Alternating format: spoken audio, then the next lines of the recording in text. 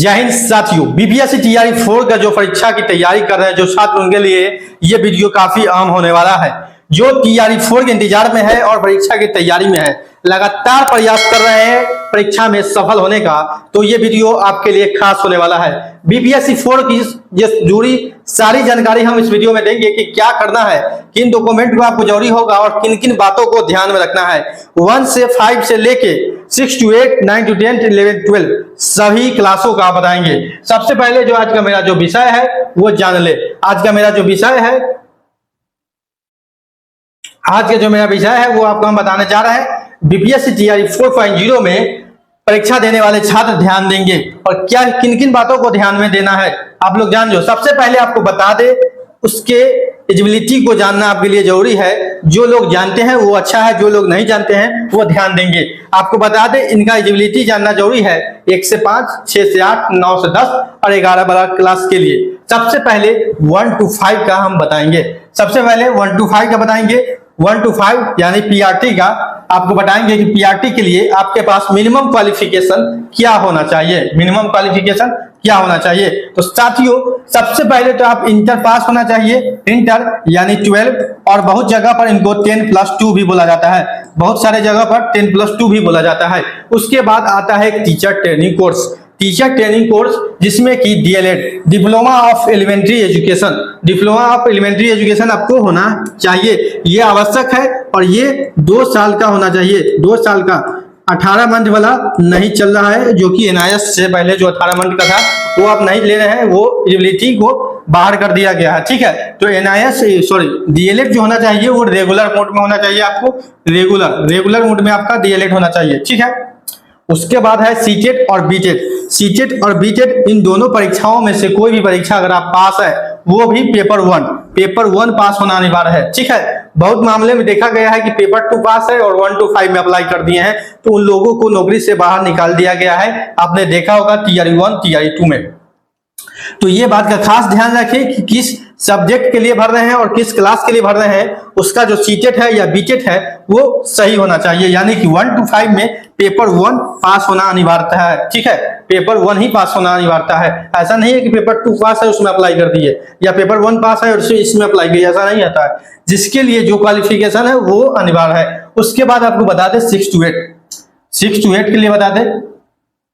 6 to 8 में आपको graduation चाहिए, चाहे आप बीए किए हों या बीएससी किए हों या बीकॉम किए हों, तीनों में आप अप्लाई कर सकते हैं। इसमें जो आपको समझने वाली बात है कि जो बीएससी किए होंगे वो मैथ साइंस से भरेंगे, यानी मैथ साइंस से भरेंगे। मैथ साइंस उनका सब्जेक्ट होगा 6 to 8 में मैथ साइंस भरेंगे। ठीक है, और बीए और बीकॉम जो किए होंगे वो एसएसटी भरेंगे, यानी सोशल साइंस। ठीक है, एसएसटी भरेंगे। कॉमर्स वाले छात्र का भी सवाल रहता है कि किस विषय में भरे, तो सोशल साइंस में आपको भरना है, यानी कि एसएसटी में भरना है। बीए और बीकॉम जो किए हुए हैं वो एसएसटी में भरेंगे, सोशल साइंस में। ठीक है, और बीए जो किए हुए मैथ साइंस में भरेंगे।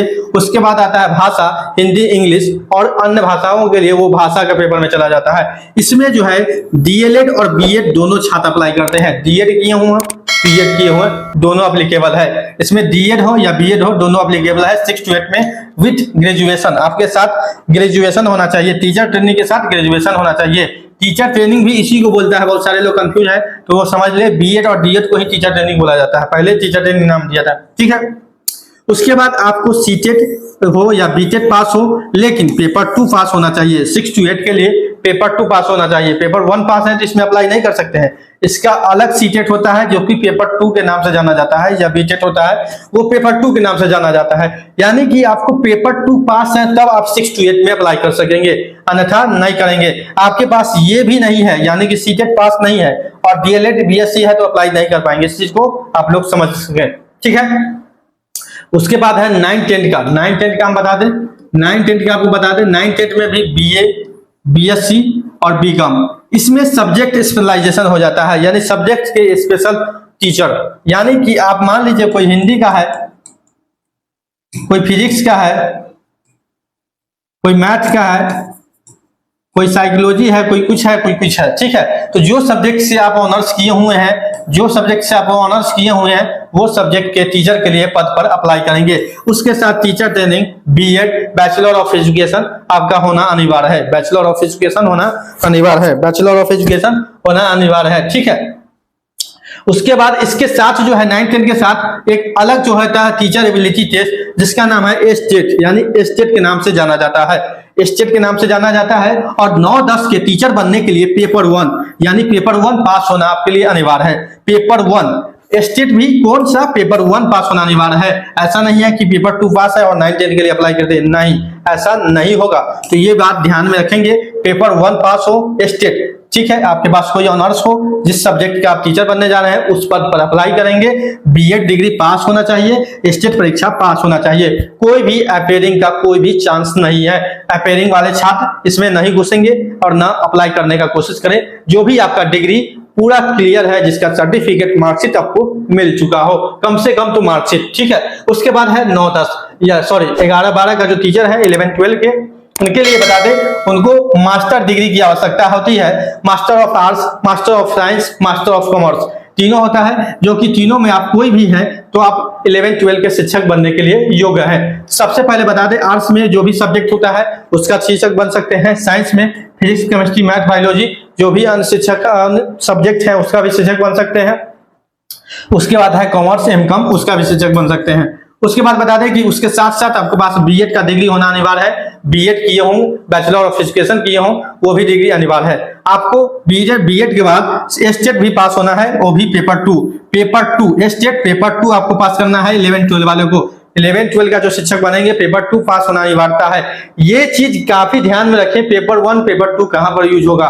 पेपर 1 9th 10th में यूज होगा, पेपर 2 11-12 में यूज होगा और स्टेट होगा। स्टेट का भी परीक्षा हुआ है और रिजल्ट भी पेंडिंग है। काफी छात्र परेशान है, रिजल्ट प्रकाशित नहीं किया जा रहा है, जिससे छात्र परेशान है। रिजल्ट बोर्ड को जल्द ही जल्द जारी कर देना चाहिए। बहुत सारे लोग जो बोल रहे हैं कि रिजल्ट को लेकर आवाज उठाइए, बात सही है आपका। रिजल्ट का डेट भी घोषित कर दिया, 3-4 डेट को भी फेल कर दिया, फिर भी रिजल्ट को जारी नहीं किया है। छात्र इसके लिए बहुत काफी परेशान है, वो भी होगा। आपको बता दें इसके बाद जो क्वालिफिकेशन आपने समझा है उसके बाद आपको जानना जरूरी है कि बीपीएससी 4 होगा कब।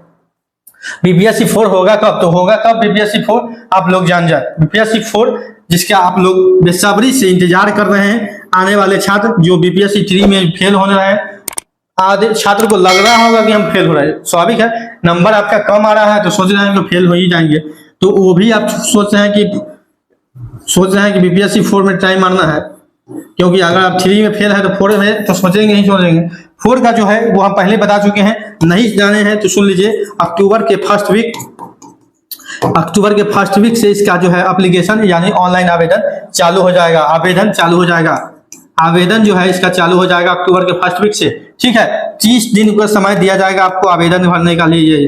30 डेज का जो समय है आपको फॉर्म भरने के लिए, आवेदन के लिए दिया जाएगा 30 दिन के लिए। आपका जो है इसका एग्जाम जो है 4 का आपको एग्जाम जो है यह दिसंबर में हो, दिसंबर लास्ट या जनवरी के 15 तारीख से पहले हो। इसी डेट में आपको एग्जाम जो देखने को मिल सकता है, इसी डेट में आपको एग्जाम देखने को मिलेगा।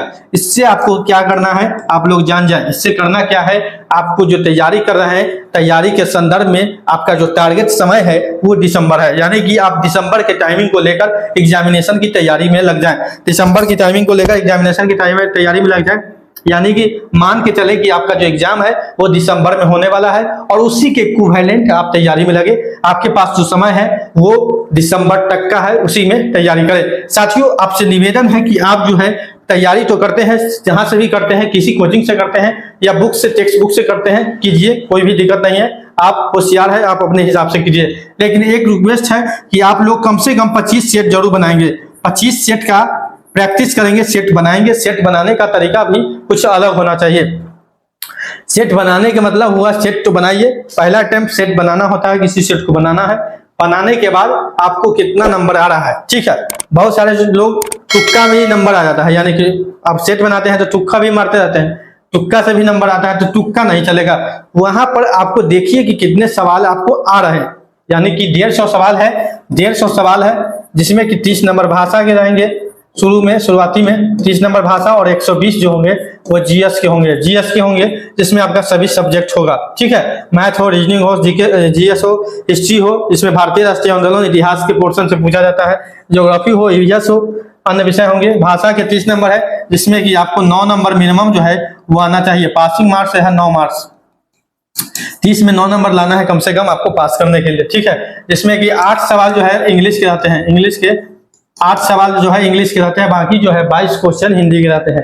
ठीक है, तो ये 120 में आपको देखिए कि क्वेश्चन कितना आ रहा है, 40 आ रहा है या 50 आ रहा है, और जो नहीं आ रहा है वो किस सब्जेक्ट से है, किस सब्जेक्ट का क्वेश्चन जो है हमको नहीं आ रहा है, हम किस सब्जेक्ट में फेल कर रहे हैं, उस चीज को भी ध्यान देंगे और फुल्ली एनालिसिस करके 25 सेट बनाएंगे। 25 सेट का मतलब हुआ 25 दिन, ये 25 सेट का मतलब हुआ 25 दिन में आपको बनाना है। एक सेट को एक दिन बनाने का मतलब हुआ सेट को बनाइए। ठीक है, और जो नहीं आ रहा है उसको देखिए कहां पर गलती हुआ, वो कैसे बनेगा उसको याद कीजिए, पुनः फिर सेट को बनाइए और 150 में 150 अंक जब आ जाएगा आपको उस सेट बनाने से, तो आप श्योर हो गया कि उस सेट आपका क्लियर है। ऐसा ही करके 25 सेट बनाइए, आपका एग्जामिनेशन 100% क्लियर हो जाएगा, इसमें कहीं से कोई संदेह नहीं होगा। ये बात को आप लोग जान जाए, किसी भी प्रकार का सेट बनाने से बहुत सारे क्लियरेशन होते हैं। सेट बनाने से आपका एग्जामिनेशन का जो हेजिटेशन होता है वो भी बाहर आता है, आपको एग्जामिनेशन का लेवल पता चलता है कि क्वेश्चन कैसे कैसे पूछा जाता है। हर डिफरेंट सेट में हर क्वेश्चन पूछने से आपको ये क्लियर हो जाएगा कि क्वेश्चन कहां से आता है, किस टाइप का आता है,